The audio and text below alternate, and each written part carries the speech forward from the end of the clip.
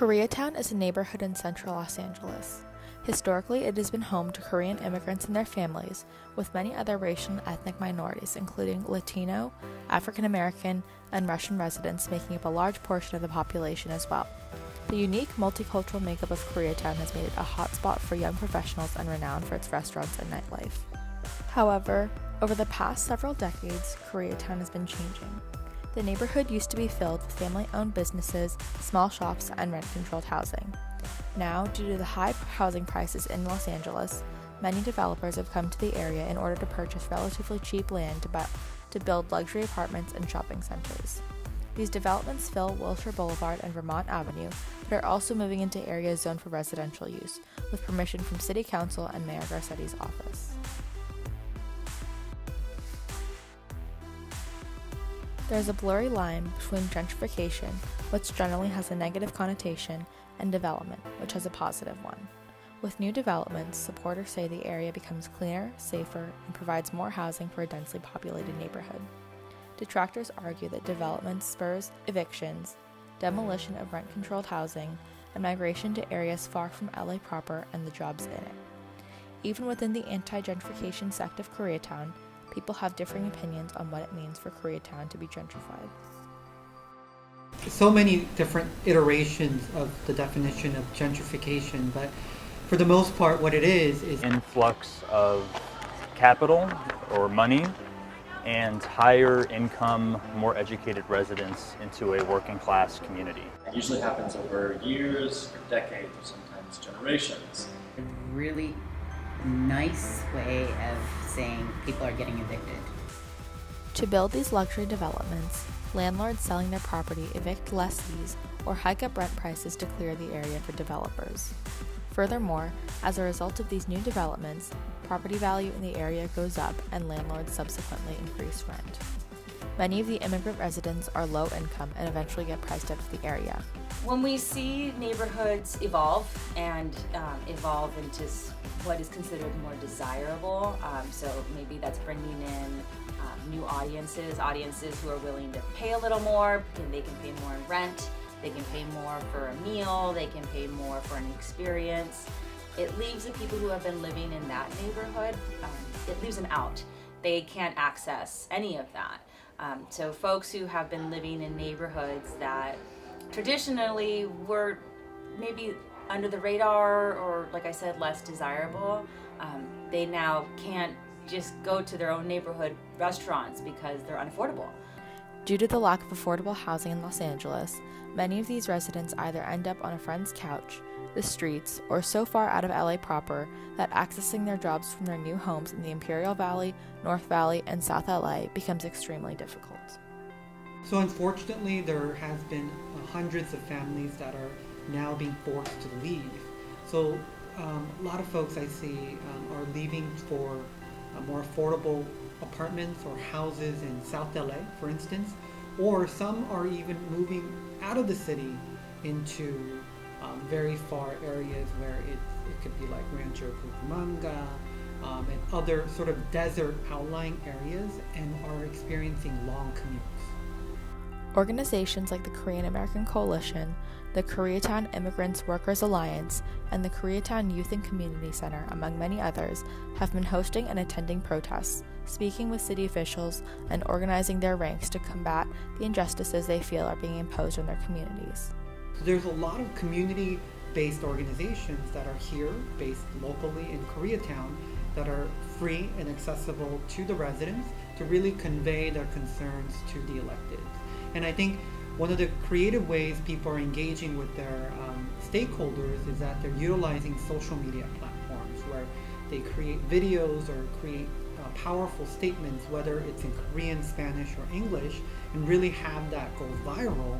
I think a lot of the City Hall stakeholders really take notice of that.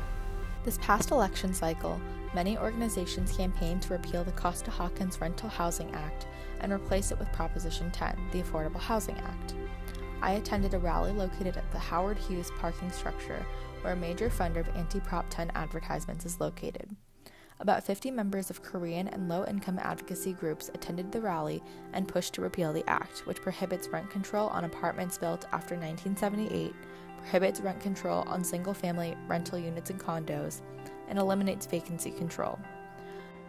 Though the campaign in favor of Prop 10 ended up raising over $100 million, the measure did not pass. Many young Korean Americans and residents of other racial backgrounds have also been directly impacted by these effects, and as a result have been trying to fight the consequences of development. Leslie Lopez, now a student at UCLA, was a member of the Los Angeles Mayor's Youth Council during her high school years. There, she spoke to city officials about the impacts gentrification had on her and her peers. I feel like it was kind of slow, but you could see it coming, like it wasn't a big surprise. I think gentrification has influenced Koreatown by pushing out a lot of the culture that's already been here, and it's definitely raised a lot of the rent prices. I definitely feel like there's a lot of pressure because the prices keep going up and it's hard to keep up in the first place, so that's kind of why I got a job, and that's why a lot of people around me are getting jobs. I think that even though businesses are developing, you have to think about the people who've already been here and who make Koreatown what it is. Other Koreatown residents are taking matters into their own hands as well.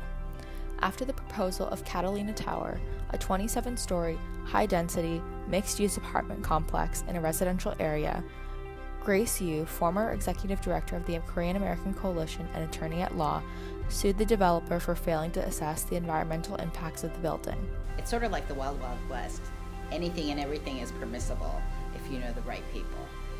That's why the city of LA is considered actually it outpaced Chicago as the most corrupt city in the United States, and I'm not surprised.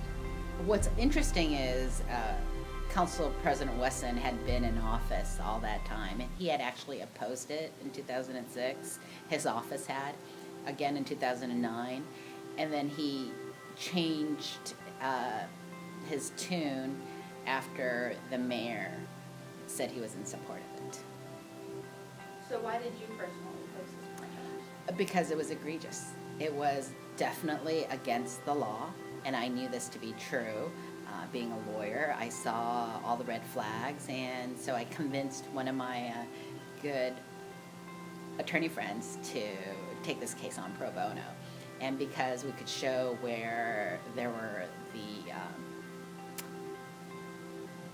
egregious acts against the residents, my friend Lee Tran and Liang, LTL law firm, went ahead and took it, and we won. The court sided with us. Judge O'Donnell said we were right, so that an EIR must be done, and that's what we always requested. We just knew that to say that there were no traffic problems and issues, that there were no concerns about LA Fire Department or LA Police Department's ability to come out for emergencies was not accurate. So I'm so pleased to note that the judge ruled with us and has prevented the city from allowing that development to go forward as it was planned.